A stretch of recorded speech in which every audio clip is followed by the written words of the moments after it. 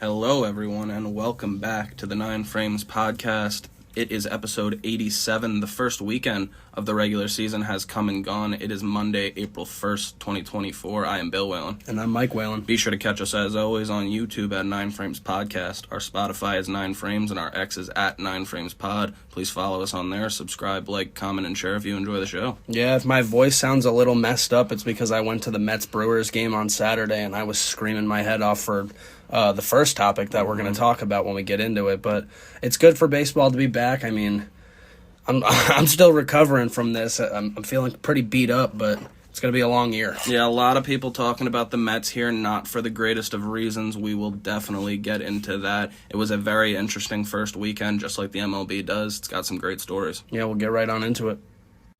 And we will start with what will be an unfortunate conversation for me and you, because the Mets have been struggling to kick the year off. The benches actually cleared in the Mets opener there on Friday against the Brewers when Rhys Hoskins slid into second base. I'm sure you guys have seen it by now. I think it's pretty objectively dirty, even though it is also not illegal. I mean, yeah, that's the thing. It can be a legal slide in terms of the rules, but it still was dirty, and I mean, everybody knows Rhys Hoskins is a gigantic douchebag. He has been for about 6 years now. I mean, just because he changed uniforms, he didn't change that he's like a better person. He's still a piece of shit. Yeah, I mean, I've seen a thread of specifically Jeff McNeil getting spiked by him five times. So, I mean, and he's not the only person. He's not the only He's not only doing it to Jeff McNeil. Yeah, I mean, they have a video archive on how this guy has been doing this specific slide. I know he's trying to break up the double play, but you see that shin bone start bending backwards, you're going to get mad. I've also seen plenty of other Major League Baseball players break up a double play without trying to spike somebody in one leg and also bend their other leg back. I cannot stand Rhys Hoskins. He's my least favorite baseball player, maybe of all time. If I could, I would slap the taste out of his mouth, to be honest with you. Heavy words there for sure. And if we're taking it a step further, if his knee exploded, I wouldn't care. Ooh, definitely some scathing words, but yeah, Rhys Hoskins, not making any fans here in New York. I'm definitely not a fan of the guy either. Wouldn't lose a single minute of sleep. I've always thought he's been a controversial guy as well.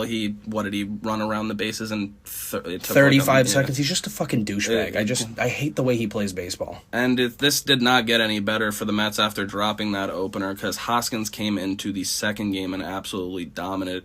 What did he get? 4 RBI that game? He had a 2. Naturally, the game I was at, yeah, he's going to be the one that goes off because Luis Severino just gave him fat pitches to hit. I don't understand. Later on in the game, their reliever Yohan Ramirez comes in for the Mets, and he ends up throwing a sinker that you could tell out of the hand, tails inside weirdly, and it goes behind specifically Rhys Hoskins. Nowhere near his head, by the way. No, that ends up clearing the benches. It was closer to his waist than his head, so to say it's a head is kind of silly for sure. Which is ironic because he was gesturing at the pitcher, throw it at my waist, not my head. And if you look at the replay, he's a moron because if he didn't duck, it wouldn't have been anywhere near his head. It was near his belt. Yeah, that ends up getting Yohan Ramirez tossed out of the game with no warnings. Garbage. The sinker did not hit him, which I thought was insane. How are you throwing somebody out of a game with no warning and he didn't hit the guy? The Mets end up dropping that second game 7-6 after almost mounting a comeback. That is what ended up taking your voice in the first place. Yeah, I mean, they almost came back in the 9th inning.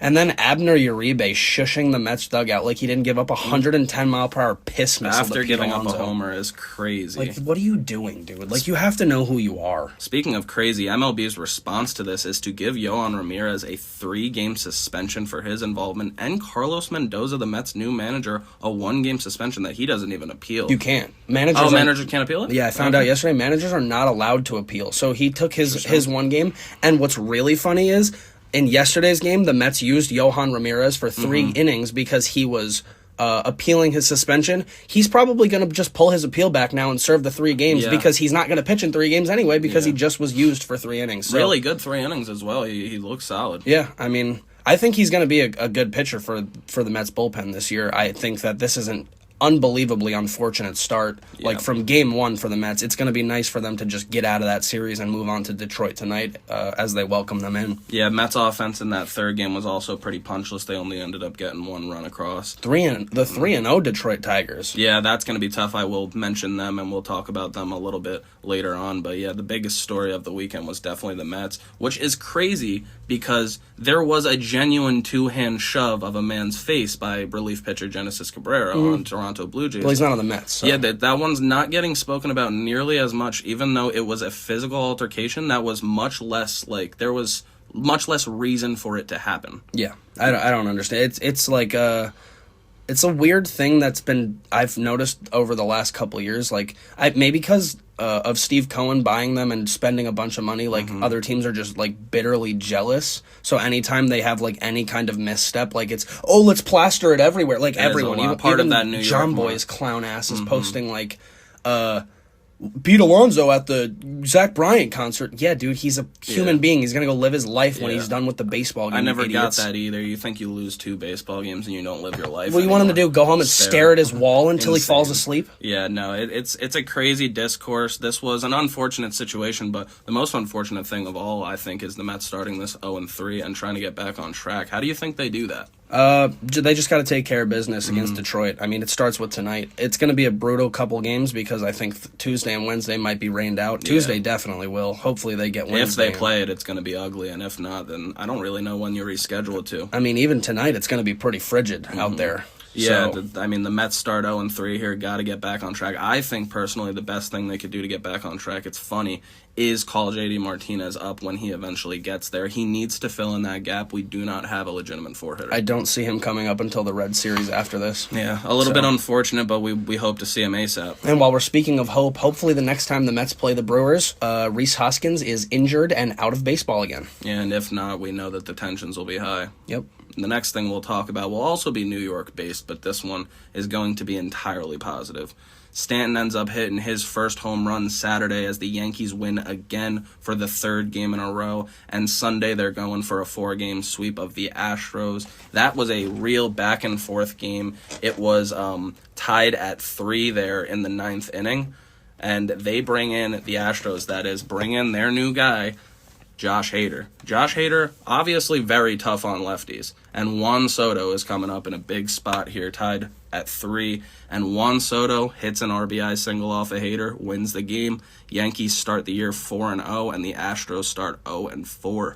Did we underestimate the Yankees? Maybe a little bit. I mean, it's really going to depend on if their pitching holds up. If their pitching can hold up until Cole gets back, that lineup is going to hit every night. Neither one of us had them making the playoffs, but watching this first series, I mean, I know it's early, but they looked phenomenal against a good, deep team. This is also what has made me feel a little bit better about the Mets being 0-3. The Houston Astros are 0-4. Yeah. Do you think the Astros fans are going to panic right now? I don't think they're happy. They're obviously nobody's happy about losing 4 games in a row, but there's 158 more. They'll be okay. Yeah, Yankees end up finishing that win 4-3, and yeah, the Astros do need to get back on track in the worst way for sure. Yeah, congratulations to the Yankees. They looked like a great team. I mean, it was a bunch of late inning comebacks too. Every game seemed like 6th, 7th, 8th inning. They're scoring runs to take the lead, and always with Juan Soto's fingerprints on it. Really wild to see how much of an impact he's had with the new team right away. I said it to our cousin yesterday, though. I mean, everything that he ends up doing that's really good. It's just going to drive his price up a little bit more. It will drive his price up for sure. That price is already astronomical. Mammoth. Yeah, and I mean, he's going to end up in one of these big market teams almost definitely. I mean, he turned down $425 million from the Nationals a couple years ago, and he's had career highs and stuff since then. Yeah, still playing 162 games a year as well. We'll have to see if he keeps that streak going this year. With a DH, you'd have to assume that. Why wouldn't he? Yeah, why not? I mean, he's such a stud, man. Seeing him when he's locked in at the plate is a joy. Absolutely. We'll move it on over to the Central now, where the Tigers start their season 3-0 as they swept the Chicago White Sox. I mean, the White Sox are lowly, but this is an impressive start for the Tigers. Yeah, the White Sox put up a bunch of runs in that second game off of Kenta Maeda, too, so they had a chance to steal one, and the Tigers' offense just prevailed late and came back, and they did sweep the lowly, like you said, Chicago White Sox. We don't think they're going to have a very good year. And these are the games that I picked the Tigers to win the division. Yeah. These are the games they got to win. You got to beat up on the bad teams. They ended up finishing that game with a clutch RBI single of their own by infielder Andy Ibanez. So they win 3-2 over the White Sox. They're a great start for them. And Detroit's only one of 4 undefeated teams still remaining, along with the Yankees, the Brewers, who beat the Mets, and the Pittsburgh Pirates, who swept the Marlins over 4 games. Couple extra inning wins for the Pittsburgh Pirates in that series. They look like I know it's the Marlins, but they made the playoffs last year, so That was a really, really good series for the Pirates. They got to be feeling good going into their second series of the year now. Yeah, I'll touch on some comments made after that series concluded, but taking it back to the AL Central here, asking you is kind of pointless because I'm asking what are their chances in the Central, and you got them winning it. Yeah. I mean, they seem to be pretty good if they stay consistent. That's a wide open division. The Twins ended up taking 2 out of 3 from Kansas City and Minnesota. Yeah, but the loss that the Twins had, 12-1 yesterday, 11-1, 11-0 or something. They got bludgeoned. Yeah, it was a brutal game last night for Kansas City. Or for Minnesota against Kansas City, so they do start 2-1, but that's a rough loss to take. And the Tigers are 3-0 as they go to face the 0-3 Mets in New York. Yeah, Bobby Witt was like a triple shy of the cycle, or like a double shy of the cycle in the third inning or something. Yeah, he was doing some crazy shit. Absolutely insane. Yeah, he did not end up getting that, but kind of a shame when you have that much of a head start on. Yeah, but you'll take the day. Oh, of course. And an 11-0 win. Phenomenal start of the year to who I have winning the AL MVP. Very well could. I mean, he's got all the tools. Yeah, keep our eye on the Central, but the Tigers are 3-0, and respect to them for that. Absolutely. I'll bring you to another game here. This was very interesting because I tuned into this game specifically in the 9th inning, thinking it might be over. We bring you to a 5-3 game in the 9th inning Sunday as the Reds take on the Washington Nationals at home, Great American Ballpark. Kyle Finnegan is pitching for the Nationals. He's been around since the pandemic, but I think he's getting the nod as the closer now this year, so he's going for a save here. He ends up getting 2 outs really quick, best way you could start it. Then he gives up a Jonathan India double, and things go bad from there. Yeah. Will Benson and Christian Encarnacion Strand would go back-to-back to tie the game and then to walk it off. And that Benson homer to tie it was a mammoth shot. I see a lot of people are very high on Will Benson this year, man. And apparently rightfully so, as he starts the year with a bang here. An absolute shot to tie it at 5, scoring Jonathan India with 2 outs. Then just one pitch passes by. It's a strike, so it's an 0-1 count to Christian Encarnacion Strand. And bam, he hits another homer for a back-to-back walk-off to start 2-1 instead of 1-2. Big difference for momentum. The Reds were another team that were very close to being picked to win their division by me, but I just had a little bit questions about their pitching.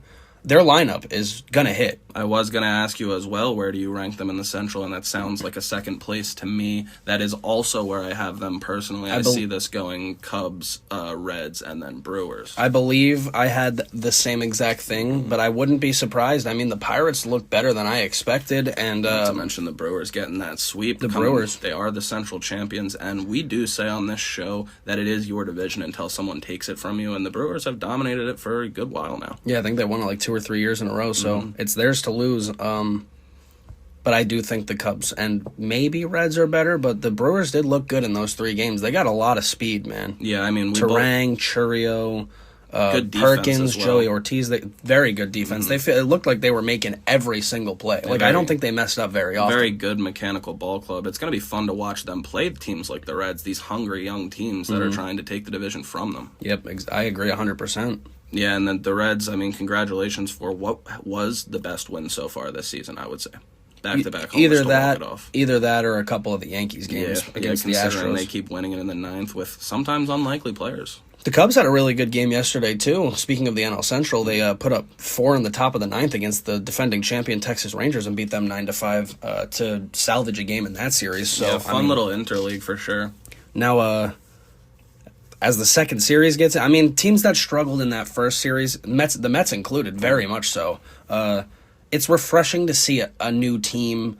It's a totally different game plan against this team. Fire under yourself, for sure. And I think a lot of teams that struggled, like the Astros, the Mets, they just really needed to get out of that first series and get the cloud that was over their head away from them and just move on. Mm-hmm. Speaking of struggling, I wanted to bring this up. I wanted to bring this up real quick.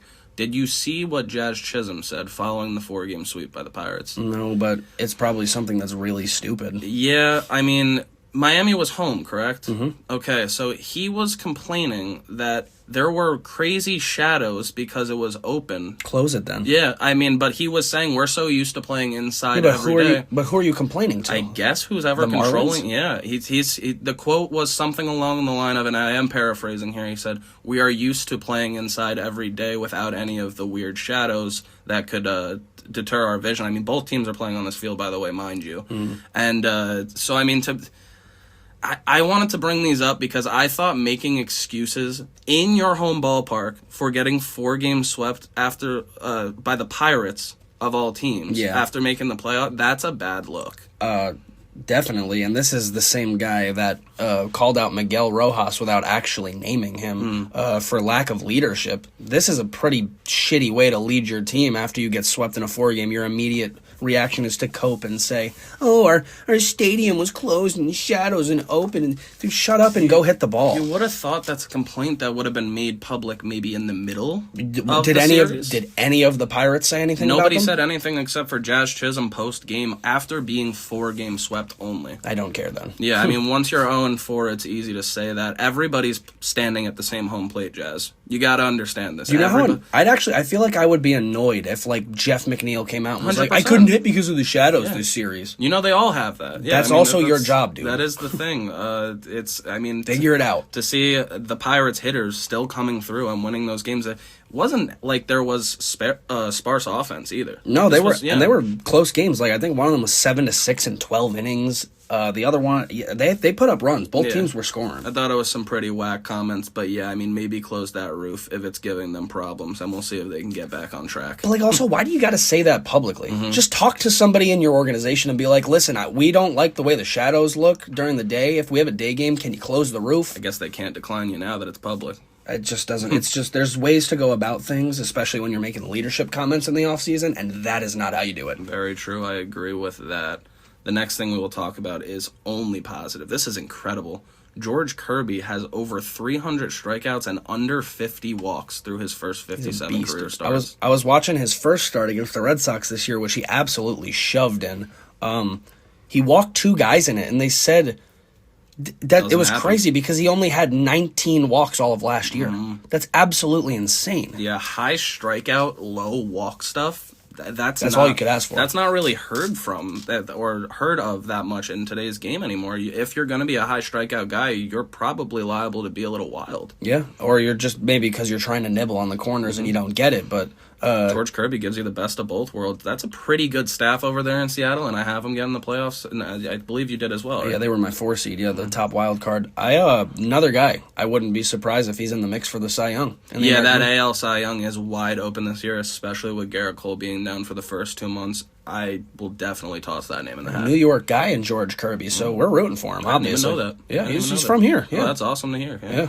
Well, one of his first starts he made in the major leagues was against the Mets, and everyone was like, "This is like his hometown team." It's really cool. Yeah, I'll always be rooting for George Kirby. A big fan of him as well. Stay locked in on his starts because they are a fun watch. Yeah, he's a beast. The last thing I'll talk about here is another beast, Jackson Holliday. The AAA season kicked off on Friday, and he hits a home run in his first at-bat. Then he ends up flirting with the cycle and falls just a triple shy in that first game. Yeah, it's not going to be long until he's up. As soon as they get the notification that they got an extra year on his service time, he's getting the call. Yeah, this is a guy that he's got to be up, simply put. I mean, we got to see him play Major League Baseball, and ASAP, he'll be up within the first 2 weeks to a month, probably. Yeah, and it's going to be just another great hitter added to that already extremely deep Orioles lineup. I mean, they were scary. They put up double-digit runs, 2 out of 3 games on the Angels? I know it's the Angels and their pitching staff is kind of but like, I mean, the Orioles are a unit. Yeah, a unit. That's my rookie of the year. I think he's going to come and make a massive impact for what is already a phenomenal roster. I could fully see it. My pick was still Wyatt Langford, and I mean, he had a pretty good first series, I'd say. He's also just straight up phenomenal. Yeah. So, yeah, I mean, great picks all around. It was a fun weekend of baseball. Lock in for a week. Hope you guys have a good one. Very eventful first week. Thank you to everybody for listening wherever you do. That was episode 87 of the 9 Frames podcast, and it is Monday, April 1st, 2024. I've been Bill Whalen. And I've been Mike Whalen. Be sure to catch us, as always, on YouTube at 9 Frames Podcast. Our Spotify is 9 Frames, and our X is at 9 Frames Pod. Please follow us on there. Subscribe, like, comment, and share if you enjoy the show. Yeah, we appreciate it as always. It's really good to just to look forward to baseball every night now, basically, for the next 6 months. Like I said, very eventful first weekend, and I don't see it slowing down. Nah, nothing better than turning on MLB Network and MLB Tonight is on with the boys, just breaking down games, jumping between them. It really is the best content, in my opinion. The live look-ins, yeah, there's nothing like it. Yeah, and happy April Fool's Day. It is the worst holiday in history, so, I mean, watch out there. Everyone's trying to fuck with you. So. Yeah, and happy Easter to all those who celebrate, obviously. It was just this past Sunday, yesterday, so happy Easter and happy holidays to everybody else. And we'll see you on Wednesday, hopefully. Have a good week.